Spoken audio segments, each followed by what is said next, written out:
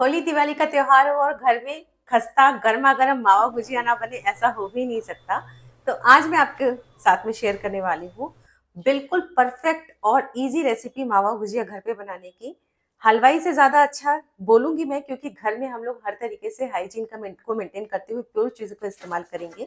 और ये गुजिया आपकी ना घी में जाके फटेगी, ना ही खुलेगी, ना ही मावा बिखरेगा। हर बाइट में सिर्फ मावा का और ड्राई फ्रूट्स का स्वाद आएगा। सुपर टेस्टी मावा गुजिया बनकर तैयार होगी।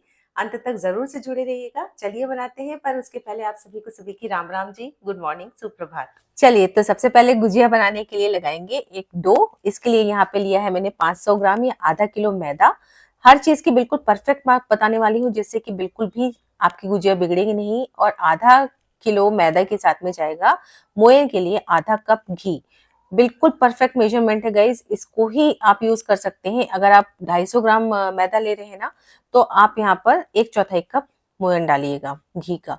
और घी का ही डालिएगा, तभी गुजिया अच्छी बनती है। अब मोयन कैसे लगाना रहता है, इसको अच्छे से पहले मिक्स करेंगे रगड़ रगड़ के, और बाद में मिक्स होने के बाद इस तरीके से मुट्ठी बांधेंगे तो बंधना चाहिए मैदा, और दूसरे फिंगर से तोड़े तो टूट जाना चाहिए।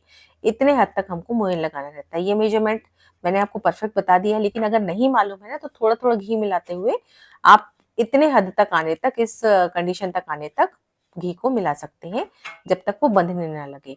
अब थोड़ा थोड़ा पानी डालते हुए हमको इसका सख्त सा आटा लगाना है। तो गुजिया की खोल का जो आटा होता है ना, वो सख्त लगना चाहिए इस तरीके से। अभी आप देख पा रहे हैं ये आटा बिल्कुल फटा फटा सा है। अब इसको गूंथेंगे कम से कम 5 मिनट तक, अच्छे तरीके से मसलते चले जाएंगे। जितना ज्यादा मसलेंगे ना आटा, उतना ही चिकना होगा। पर बहुत ज्यादा अभी कितना भी मसल लेना उतना चिकना नहीं होता। ये देखिए थोड़ा फटा फटा अभी भी है, लेकिन अच्छा फ्लफी सा हो गया है, फूल गया है आटा, क्योंकि हमने काफी मसल लिया है। अब इसको थोड़ी देर हम रेस्ट करा लेंगे, कम से कम आधा घंटे के लिए, जिससे आटा बढ़िया तरीके से सेट हो जाएगा। तो इसको मैं छोड़ दूंगी आधे घंटे के लिए। तो आटा तो लगा के रख दिया है। अब तैयारी करेंगे इसकी फिलिंग, या हमारे यहाँ इसको बोला जाता है कसार। मावे का कसार बोला जाता है। आप क्या क्या बोलते हैं इस फिलिंग को, आप कमेंट करके जरूर बताइएगा। तो वो बनती है मावे की। और मावा मैंने घर पे बना के रखा है। होली दिवाली फेस्टिवल के टाइम में तो मार्केट का मावा बिल्कुल भी नहीं इस्तेमाल करना चाहिए। मावे की कई रेसिपी मैं आपके साथ में दे चुकी हूँ। और ये लगभग ना 3 लीटर फुल फैट मिल्क का मावा है। और मेरा तो मतलब फुल फैट मिल्क दूधिया का भी नहीं था, ये जो पैकेट वाले दूध आते हैं ना, उस दूध का ये मावा मैंने घर पे बनाया है। बहुत बढ़िया मावा बनकर तैयार हो जाता है, घर पे आसानी से बन जाता है। इसकी रेसिपी मैं पहले ही अपलोड कर चुकी हूँ, मेरे चैनल पे अपलोडेड है, प्लीज उसको जाके जरूर देखिएगा अगर जिन्हें मावा बनाना नहीं आता है तो। बिल्कुल दानेदार मावा घर पे बनकर तैयार होता है। तो मावा ये 3 लीटर फुल फैट मिल्क का है। और चलिए अब इसको कैसे कसार बनाना है वो आगे देखते हैं। चलिए अब कसार बनाएंगे। तो कसार या फिलिंग ना कई तरीके से बनाई जाती है। कभी कभी सिर्फ मावे में नॉर्मल तरीके से चीनी मिला के भी बना लेते हैं। पर मेरे यहाँ अक्सर मैं बनाती हूँ इसको थोड़ा सा फ्राई करके। वैसे तो देखिए ये फ्राइड ही है क्योंकि घर का मावा है, लेकिन अगर आप बाहर का मावा लेके आते हैं ना, तो वो तो उसको जरूर से फ्राई कीजिएगा। वो तो मतलब बाहर का मावा तो कब का बना हुआ है नहीं पता है। ये तो मैंने कल ही बना के मैंने फ्रिज में रख दिया था, और इसलिए बिल्कुल फ्रेश है। और फुल फैट मिल्क का है तो इसमें बहुत अच्छी मात्रा घी की भी है, इसलिए ना इसमें मैं घी बिल्कुल भी नहीं डालूंगी। लेकिन अगर आपका मार्केट का मावा है तो सबसे पहले पैन में थोड़ा सा घी डालिएगा, क्योंकि उसमें घी तो रहता नहीं है। और उसके बाद उस मावे को फ्राई कीजिएगा। तो यहाँ पे सारा का सारा मावा मैंने डाल दिया है। और सबसे पहले ना इसको मैं थोड़ा सा और ड्राई कर लूंगी, हल्का सा फ्राई कर लूंगी दबा दबा के। तो अभी होली आने पे तो टाइम है। अगर आप भी गुजिया बनाने वाले हैं तो मार्केट के मावा का इस्तेमाल बिल्कुल मत कीजिएगा, घर पे मावा बनाइए। रेसिपी मेरे चैनल पे अपलोडेड है, जरूर जाके देखिएगा। बहुत आसानी से मावा बन जाएगा। और इस मावे की जो गुजिया बनती है ना, उसका टेस्ट ही नेक्स्ट लेवल पे होता है, बहुत टेस्टी बनती है। तो बस इसको सबसे पहले धीमी धीमी आंच पे थोड़ा सा फ्राई कर लेंगे।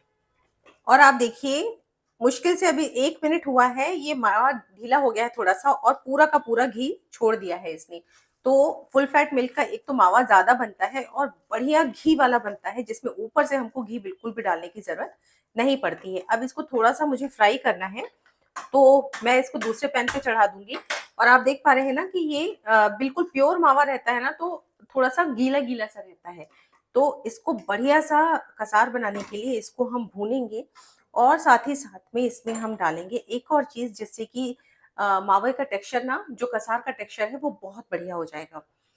तो यहाँ पे मैंने एक छोटा सा पैन चढ़ा दिया है और इस पैन में मैं डाल दूंगी बिल्कुल जरा सा घी, समझ लीजिए एक छोटी सी चम्मच मैंने घी डाला है। घी को हल्का सा गरम कर लेंगे और इस घी में मैं डाल दूंगी यहाँ पर ये 1/4 कप आटा। तो आटा जब इस कसार में डाल देते हैं ना तो इस कसार का स्वाद भी अच्छा हो जाता है और टेक्सचर भी अच्छा हो जाता है। साथ में गुजिया में जब इसको भरते हैं ना तो थोड़ा सा चूंकि कसार ड्राई सा हो जाता है तो एकदम से फटने के चांसेस कम हो जाते हैं, निकलने के चांसेस कम हो जाते हैं।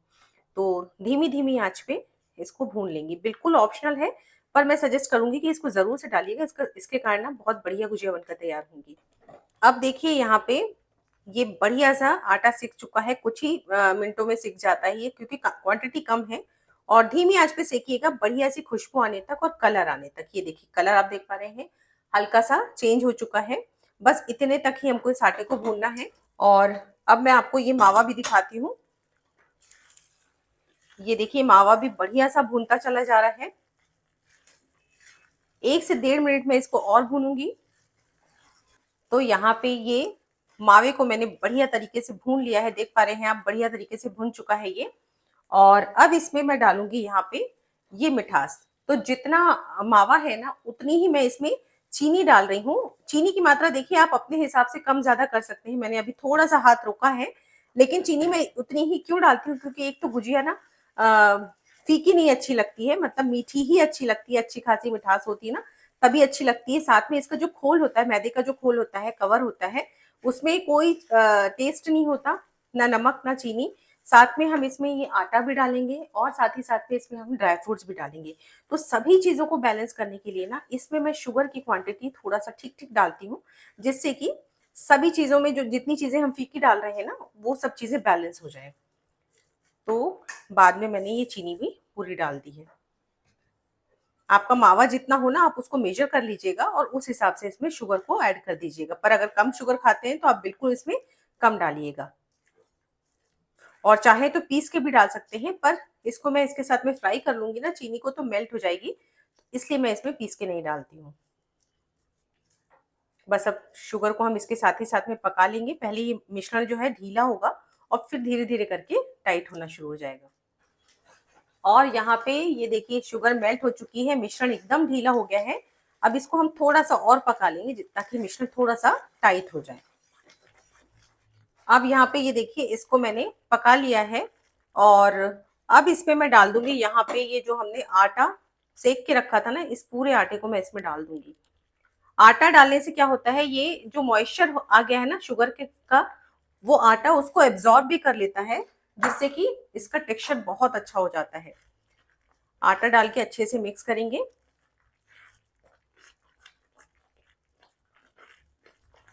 और ये ना मैंने गेहूं का आटा डाला है, ये मैंने मतलब शायद बताया नहीं है।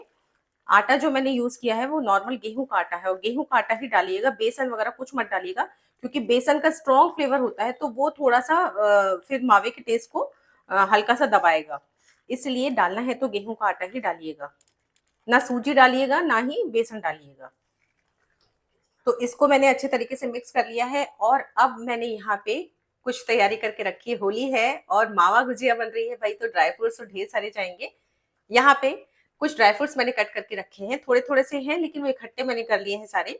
यहाँ पे अखरोट है, काजू, बादाम, चिरौंजी, किशमिश, पिस्ता और ये सूखा नारियल, इसको मैंने ग्रेट करके रखा है।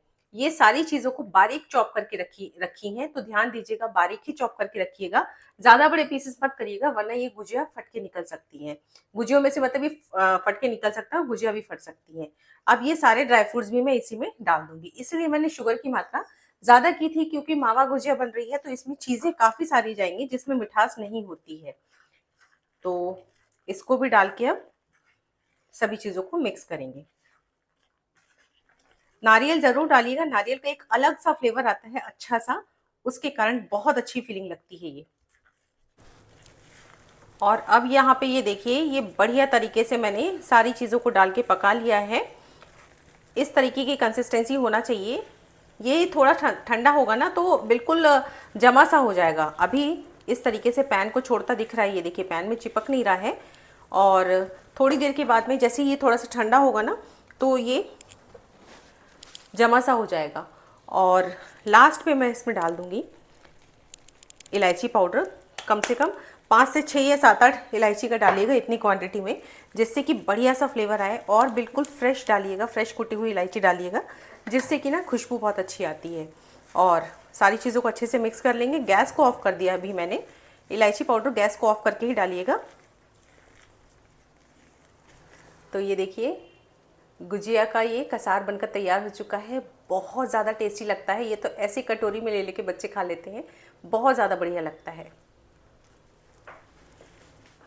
और अब इस कसार को हम कर लेंगे ठंडा। और ये देखिए ये थोड़ा सा ठंडा हुआ है, तो मैं आपको दिखा देती हूँ कि जैसे जैसे ये ठंडा होने लगेगा ना ये टाइट होता चला जाएगा। ये देखिए ये ना टाइट होना शुरू हो जाता है। और जब पूरी तरीके से ठंडा हो जाएगा तो बढ़िया तरीके से टाइट हो जाता है, आराम से इसकी फिलिंग भरी जा सकती है। तो ध्यान दीजिएगा, इसको भरने के पहले अच्छे से ठंडा कर लीजिएगा। बिल्कुल भी गर्म नहीं होना चाहिए ये मिश्रण, वरना ये गुजिया में से फट के निकलेगा। बिल्कुल ठंडा हो जाएगा ना उसके बाद ही इसको हम भरेंगे। अब कसार तो एक तरफ ठंडा हो ही चुका है लगभग। यहाँ पे आटे को भी देख लेते हैं, आटा भी अच्छे तरीके से रेस्ट कर चुका है। दोबारा से इसको सख्त हाथों से मैंने गूथा और लगभग 2 मिनट तक इसको अच्छे से मसलते चली गई हूँ। और ये देखिए आटा अब बिल्कुल चिकना हो गया है, क्योंकि अच्छे तरीके से सेट हो चुका है और बढ़िया फ्लफी तो है ही। आप देख पा रहे हैं, मैं उंगली से इसको दबा रही हूँ, वापस वो अपनी कंडीशन में आ रहा है। बस आटा हमारा बिल्कुल परफेक्ट तरीके से तैयार हो चुका है। अब इसकी छोटी छोटी सी लोइयां कट करेंगे। जैसे पूरियों की साइज रहती है ना, उससे थोड़ी छोटी कट करना है, क्योंकि इसका जो कवर रहता है ना बहुत मोटा नहीं बनाया जाता और ना ही बहुत पतला बनाया जाता है। तो मीडियम साइज की मैंने ये देखिए लोइयां कट कर ली हैं। तो आप इसको ना आराम से एक साथ बेल सकते हैं और बैठ के बना लीजिए और बाद में इकट्ठा तल लीजिए। तो पहले तो मैं आपको इसकी जो पहली पूरी है वो मैं बना के बेल के बता रही हूँ। इसको एक छोटी सी पूरी बनाई और ये एक सांचा रहता है, गुजिया का सांचा मार्केट में बहुत सस्ता सा मिल जाता है। मुझे तो ये प्लास्टिक वाला ही ज़्यादा अच्छा लगता है, इसलिए मैं यही लेती हूँ, बाकी मेटल का भी मिलता है। तो पूरी को ना ये जो सांचा है उससे थोड़ा बड़ा बनाना है। तो पहले नाप लीजिए कि कितनी बड़ी पूरी बनानी है। तो ये देखिए अब ये सांचे से थोड़ी थोड़ी बाहर निकलनी चाहिए, इतनी बड़ी साइज की पूरी बनानी है। और 6-7 पूरी मैं इकट्ठी बेल के रख लेती हूँ, उसके बाद ही इकट्ठी 6-7 भरती हूँ। इस तरीके से 6-7 का मैं बैच बनाती जाती हूँ। तो यहाँ पे ये 5-6 पूरियां मैंने एक साथ बेल ली हैं।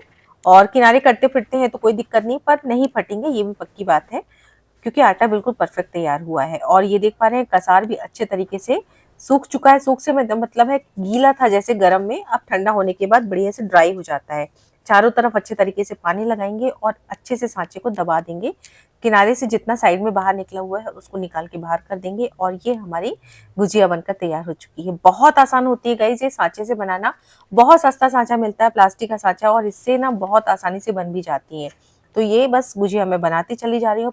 पर अब गुजियों को बिल्कुल ऐसा का ऐसा ही नहीं रखना है, इसको हमेशा रखना है ढक के। तो इसको मैं थाली में रख लूंगी और ढक के एक बैच की मैंने बना के रख ली है, मतलब एक बार की एक थाली की बना के रख ली है। तो ये देखिए गुजिया यहाँ पे कितनी खूबसूरत लग रही है। और गुजिया को सेकना होता है घी में, मतलब अच्छा टेस्ट लेके आना है तो घी में सेकना होता है, अदरवाइज आप चाहे तो तेल में भी सेक सकते हैं। तो यहाँ पे घी को मैंने गरम कर लिया और इसमें एक बैच की गुजिया डाल देंगे। तो ये देखिए मैंने 4 से 5 गुजिया एक एक बार में तलनी है। अब 4 गुजिया मैंने डाल दी है, तो मतलब ओवर क्राउड मत कीजिएगा, जरूरत से ज्यादा मत डालिएगा। और सेकना है इसको लो टू मीडियम फ्लेम पे है, हाई फ्लेम पे नहीं सेकना है। और जब भी आप गुजिया तलते हैं तो ये बताइए कि इस तरीके से जब फूलती हैं तो ये वापस पलटने में दिक्कत करती है कि नहीं करती। भाई मुझे तो बहुत बार ये दिक्कत करती है। एक ना एक गुजिया तो ऐसी ढीठ होती है ना कि उसको कितना भी पलटेंगे वो वापस पलट जाती है। तो यहाँ पे भी वही हाल हो रहा है, उसको फिर मेरे को झारे से प्रेस करके रखना पड़ता है पलट के, वरना वो दोबारा से पलट जाएगी और एक ही तरफ से सिकती चली जाती है।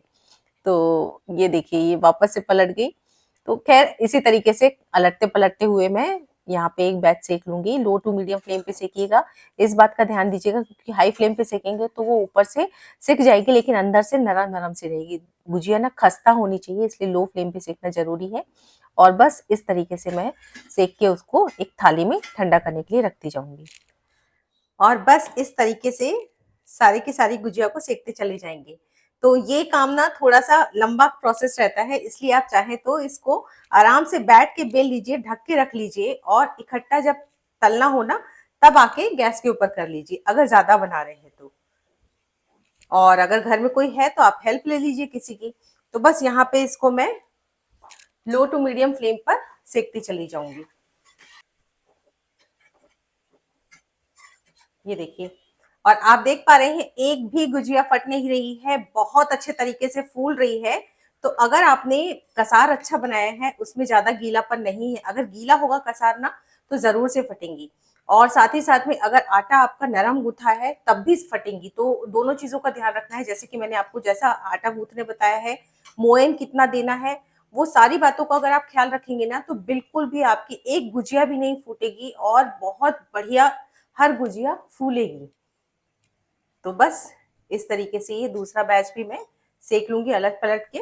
और एक बात का भी ध्यान रखिएगा कि ये जो इसका जो हम बेलते हैं ना, पूड़ियां जो बेलते हैं ना गुजिया की, उसको बहुत मोटी मत बनाइएगा। तो फिर वो क्या होगा कि पूड़ी जैसी लगेंगी। और ना ही गैस की फ्लेम को बहुत तेज में सेकिएगा, वरना ये ऊपर से सिकी सिकी सी हो जाएंगी, लेकिन थोड़े टाइम के बाद ये ना पूड़ी जैसी हो जाएंगी, जैसे कि पूड़ी में खोआ या मावा भर दिया गया है। तो छोटी छोटी बातों का ध्यान रखेंगे ना तो गुजिया बहुत परफेक्ट बनकर तैयार होंगी। और ये देखिए ये दूसरा बैच भी सिक चुका है। कितनी शानदार हमारी घर की गुजिया बनकर तैयार हो रही है, मावा गुजिया। ये देखिए ये दूसरा बैच भी सिक चुका है। बस इसी तरीके से अब मैं सारे बैच सेकती चली जाऊंगी, क्योंकि क्वांटिटी ज्यादा है। और जब सारे बैच सेक लेती हूँ उसके बाद मैं आपसे मिलती हूँ। तो लीजिए हमारी सुपर टेस्टी गर्मा गर्म मावा गुजिया बनकर तैयार हो चुकी है गाइस। बहुत ढेर सारी बनकर तैयार हुई है और गर्मा गर्म खाने का मजा ही अलग है। तो आधा किलो मैदा में लगभग 50 से 55 गुजिया बनकर तैयार हो चुकी हैं। बहुत ज्यादा टेस्टी गर्मा गर्म गुजिया का मजा ही अलग है। और अब इसको मैं आपको तोड़ के दिखाती हूँ। बिल्कुल मेल्ट इन माउथ है, ऊपर से खस्ता और अंदर से मावा बिल्कुल ब्लास्ट कर रहा है गाइस। बहुत जबरदस्त टेस्ट आया है।